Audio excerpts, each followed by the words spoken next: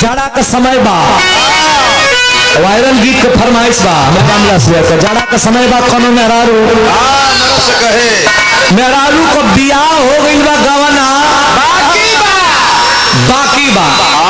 अच्छा तो एगो बात बताई, आज से 20 बरिस पहलवा बियाह होके गवना होके आयोग सिस्टम का चल दिले बा, बियाह विदा का पहले गौनवा होके ना तो बियाह करे के चिंता लड़की उलन को होके, आ गौना करे के चिंता लड़का काहे लड़किया वाला तो घर बर बढ़िया देख के बियाह कर दो, अब बियाह करके अस्थिर हो जा।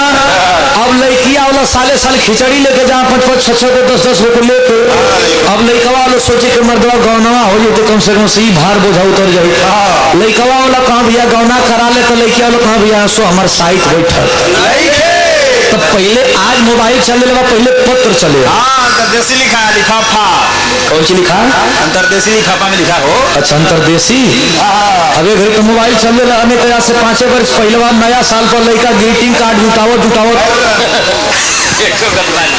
तो पीछे बैठ के लिखे, रात भर सोचे कि का लिख दे, जवाब आ जाए, घर में जवाब आवे।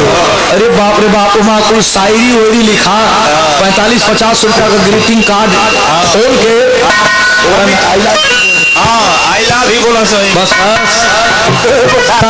लड़की लिखले बिया, पत्र लिखले बिया के देखी गौना कराई।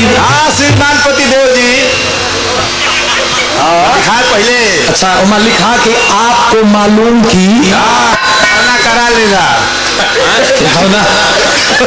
गौना करा किसको पर लिख रहे हैं। अच्छा अच्छा मंत्रा पर घबराते है ना, प्रोग्राम लिख रहे कि आपको मालूम की श्रीमान पतिदेव जी अच्छा गौना करा लेगा।